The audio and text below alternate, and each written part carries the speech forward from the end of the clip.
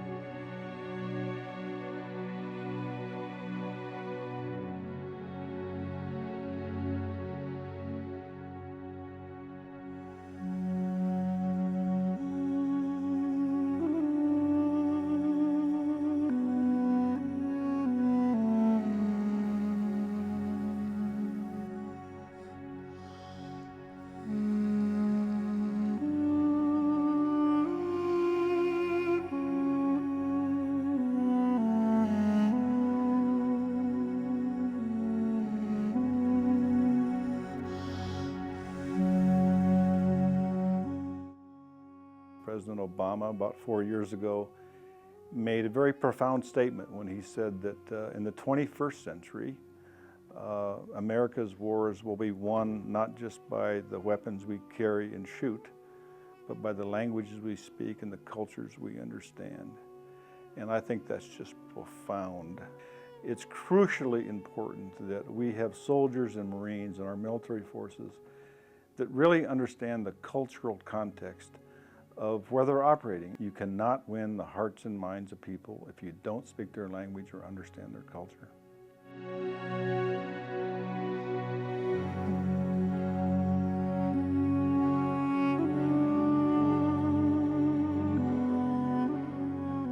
We're very fortunate in that we had two United States senators, one Senator Baucus and Senator Tester, who were instrumental in giving us an opportunity at the Mansfield Center to have this program. This is a good program. It saves lives, and I think it helps our effectiveness. They do a good job. I think it's money well spent. We get a pretty good bang for the buck. When you match it up against other expenditures we do in Washington, D.C., particularly from the military side, it can hold its own.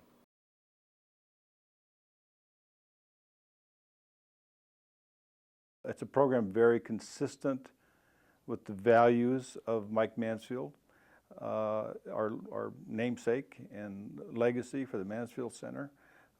I know Senator Mansfield would be most proud of us in the way we're doing this, and it's a great opportunity for the state and for our university. Mortar showdown. Aha, Nene, killed. Murda is died. What's killed in Dari or Farsi? Anyone who travels to Afghanistan, of course, language takes a lot of time to understand, to learn that, but culture part is so important. Afghanistan is an Islamic country, and even more important to that, we have a lot of different tribes there. It's so important to know about social structure of the country, about those social codes, those unwritten norms that are practiced in the country. For soldiers can get a lot of information, they need to do their job much better through the power of the language they know and through the direct communication with the locals in the villages and in the towns and all over, even with kids who walk around the village. I'm a firm believer in the importance of language as part of the military mission. I mean, in order to interact with the people whom we're working with or whom we're defending, I mean, it's imperative to know basics of the language. But language isn't enough. Knowing about the area you're going into, so geography, knowing about the culture of the area that you're going into, and by that I mean, who are they in an ethnic sense? What languages do they speak? What's their history? What's their background? What about the neighboring states around them? I mean, it has a really good idea to have some situational awareness prior to deployment to a very complex environment like Afghanistan, to know a little bit more about, where are they coming from? This institution has always had an intense interest in and expertise in international matters. And so if you look around the campus, we have people involved in every corner of the world in both directions, our folks going there and people coming here. A high level of awareness about international policy and international events. It's appropriate for us to focus those efforts on teaching our military personnel and equipping them with the tools they need to be successful in the field.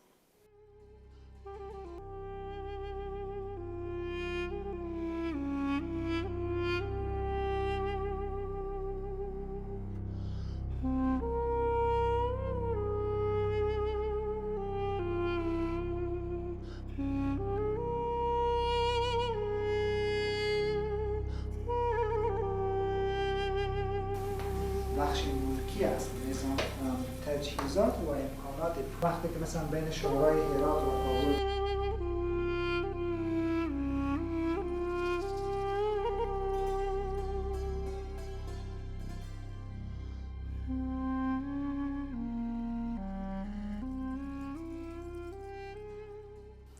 I came here as a student and from Afghanistan. I was here and my cousin got killed by Taliban. He worked as a translator for the US Army in Kandahar and he was killed. When he was killed, my family just called me and told me not to come back and stay for a while here because of the safety and security. So when I decided to stay here, and I feel very bad, like not going back and not working for the country, not helping the people. And with this job, when this job came and I was offered the job, and I thought I do this job, with this I work for both countries, still for my country and for this country.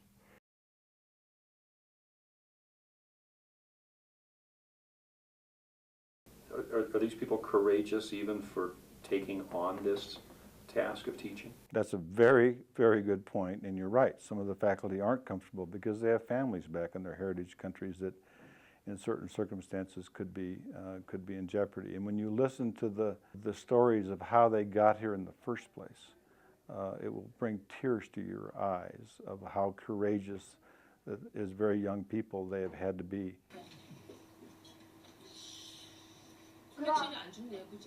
It's real. That's right. 그러면 우리 처음부터 레이시 오셨으니까 Taught it to be different. In order to defend, South Korea from North Korea, also in order to defend U.S. from North Korea, Korean soldiers and American soldiers, get together and then they operate, missions. 자, 이름이 어떻게 되십니까? 그때 이름이 어떻게 되십니까? 그렇죠. It really makes a huge difference because some of the soldiers are dispatched to Korea and train Korean soldiers. If they know the language, if they understand the culture, it'll make huge difference. If American American soldiers know Korean languages, they can collaborate very easily. That's the reason that it's kind of defense in a critical language. 继续。他在德州对对。霍元甲。霍元甲。 This is the 21st century. Every 1 or 4 people in the world speaking Chinese. Now China really, no matter in politics, economics, and also military, it's really on the center of the world stage. So as us, I think we need to learn Chinese. The reason for American soldiers to know the Chinese language because China is growing rapidly and have more and more influence in the world. America also is a very strong country in the world. So if the U.S. soldiers can learn Chinese and the U.S. soldier can understand the Chinese culture better, and then that way we can maybe build some trust between each other. 我的女儿在小学学习。 I think you have to take yourself out of the mindset that we just learn languages and cultures with countries that we're going to go to war with, because clearly we're not going to go to war with any of those countries. That's not our intent. But we are going to work with them in this modern world that we have. Right now, I'll guarantee you that in recovering from the carnage of the typhoon in the Philippines, we have Thai, perhaps Chinese. We have every country you can imagine working side by side with our forces. It's much to our advantage to be able to communicate with them on their own level in their own language and understand their cultures as well as they understand ours.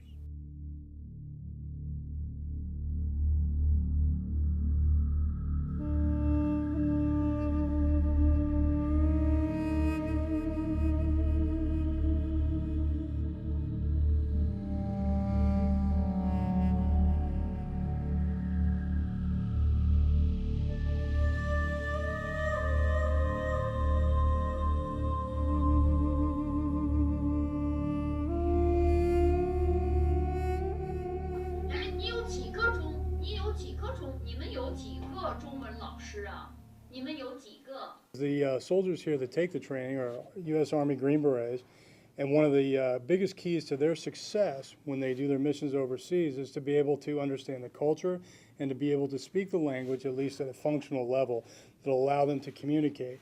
And by doing that, they reap great rewards. They're able to open doors, and and it shows a foreign culture that you care. You care enough to learn their culture and some of their language. Irani, Mark Irani. Rich. Yeah. Rich person. Once we figured out the program with the University of Montana there was exceeding what the goals that we had set, then we continued on with that program, working with retired General Loringer out there, and we continued to develop that program to really fit the Special Forces need for language. Good, okay. Yeah. Like how everything's okay? All right. No, 好好学习是要 study hard。我想好好学习。是。去操场锻炼身体。造墙结合. 저에게 오늘 한 문단 패러그래프 쓰신 거 쉬시고 저는 내일 뵙도록 하겠습니다. 하겠어요. 很好. 10点. Language is very important to Special Forces soldiers. It really sets Special Forces apart from other soldiers, and very important for Special Forces as we're constantly in foreign countries working with host nation forces.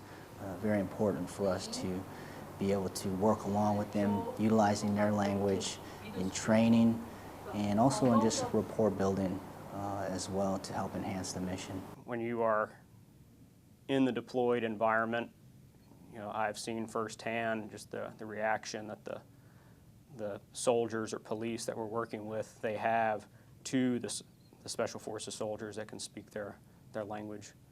One, just builds rapport and also, enables us to be more effective on the battlefield.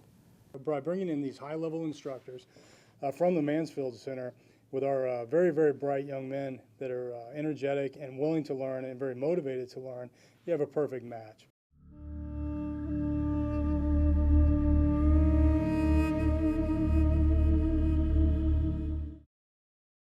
The Greater Montana Foundation benefits the people of Montana by encouraging communications with an emphasis on electronic media, on issues, trends, and values of importance to present and future generations of Montanans.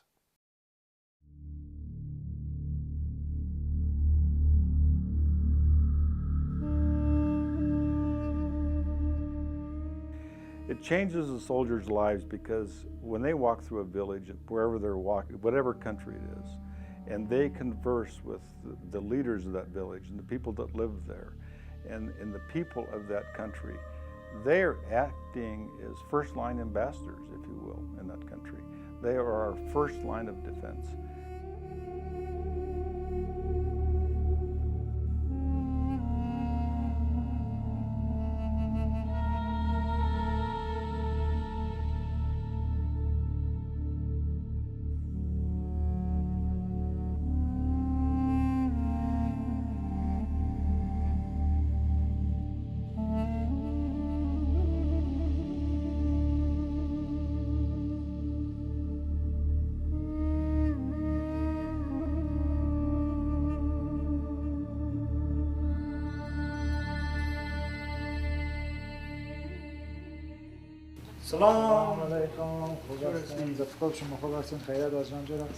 I think one of the biggest problems we've faced throughout Iraq and Afghanistan has been the lack of cultural awareness with the locals. As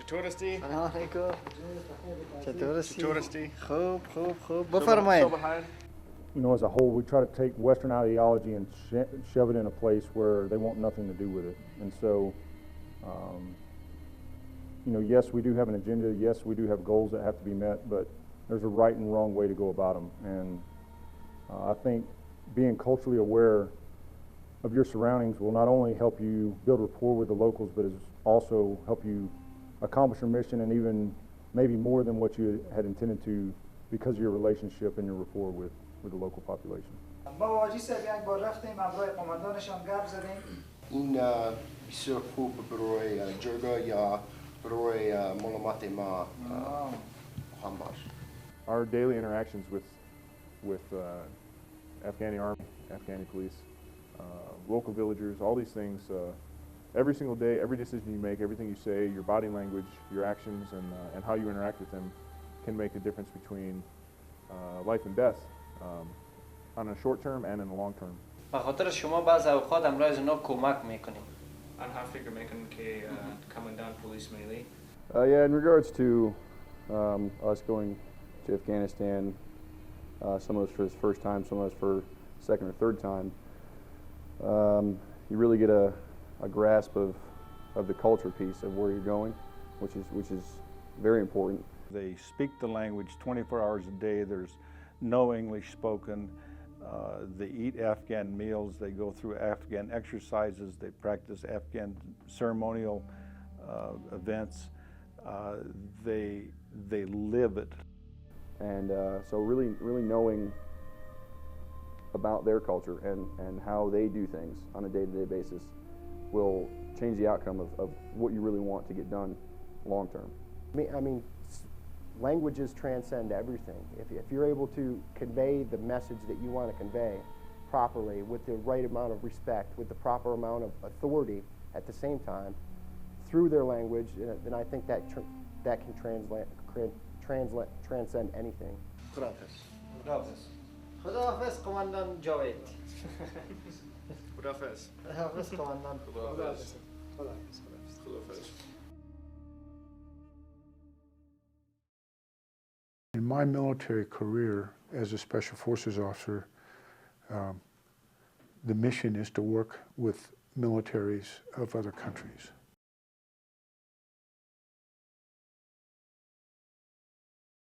I worked with Southeast Asian soldiers. I also progressed in the 80s to where, as I worked Latin America. I worked in the Middle East, Lebanon, Jordan, Saudi Arabia.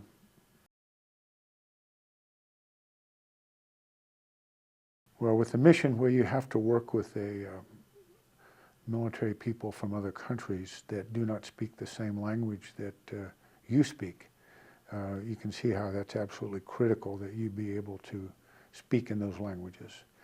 But in addition to that, you can speak in those languages all you want, but if you don't understand the culture and the impact of what you say upon that person of another country, then you may be saying the wrong thing at the wrong time. There is no doubt whatsoever that this training that we provide here has saved lives. It's saved American lives. It's saved the lives of indigenous people in the country in which we're operating that frankly were on our side to begin with, or certainly not our enemies. That makes it worthwhile. How many? I can't tell you. It's tough to measure what didn't happen, but I know that we've saved American lives and the lives of others.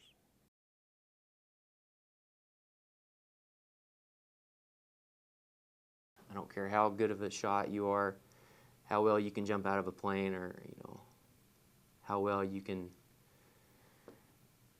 kick a door down.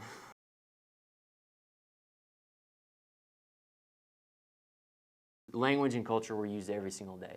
Walking into a room or a shura or a jirga and being able to say 3 to 4 sentences in Pashto was going to give my team a leg up, and ultimately,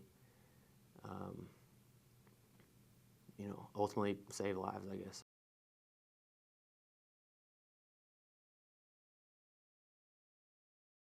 We went into a village and we were talking to some villagers about potentially starting a police program in their village, so they could be their own policemen for their village and they could protect themselves. I kind of told them while we were there in Pashto, and from that day on, it was kind of like a ripple effect through our area of operations. That okay, there's a guy who can speak Pashto. He says the right things at the right time, and slowly but surely, we had people approaching us kind of off to the side, wanting to be a part of that program, which was good. And then, the more I got to know certain individuals from certain villages, it just happened. Very quickly, how much rapport we built. Yeah, we were able to talk first. We were able to do the things that were respectful in their eyes, and that gave us some credibility and gave us a leg to stand on, which is essential.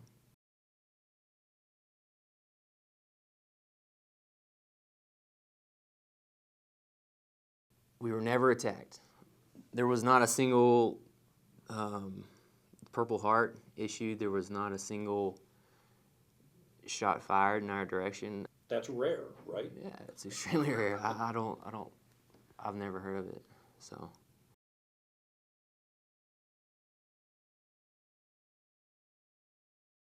This program is phenomenal, and the reason we all came back was because I had solid teammates, and we were able to use our heads, and luckily they listened when I told them about what I learned here. So I think that's why we came back.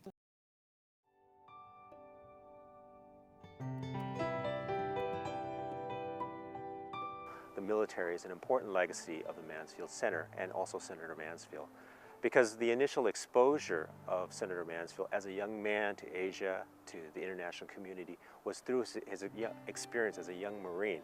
The DCLCP is just a great example of how we are continuing Senator Mansfield's legacy in promoting global education but global education through the military. When the students leave this process, we have fundamentally changed their life, without doubt. It's great to teach guys how to shoot. It's great to teach guys how to jump out of planes and be warfighters. It's great. But maybe you don't have to do those things if you can get along with the people that are around you. Saves a lot of lives too, on both sides. Absolutely, it really does, because if you can build that rapport with the local indigenous population, they're much more apt to give you a heads up if there's some kind of a danger that they know about, or then they can let you know, and then they'll look after you a lot better if you're able to build that relationship. Instead of going in with a heavy hand and the large armored forces, if you're able to go in and make friends, build relationships first, you're able to actually do a lot more, and it does preserve the force, because they will take care of you as they regard you more of a friend than they do just an occupier or somebody that's there just to train them. They send us emails, and they send us thank you letters, and most of them send us emails and says, this is what you covered in your lecture or in your study or this time in this class, and this is exactly I saw in this village. And they send us emails with really practical example of what we taught them in the class. Every time I get a notification of a Montanan that is injured or worse yet killed in battle, you always think about ways that you can help them be more successful and save lives. This is one of those programs that truly helps them be more effective, and it saves lives. I ultimately feel that this course saved lives, for sure.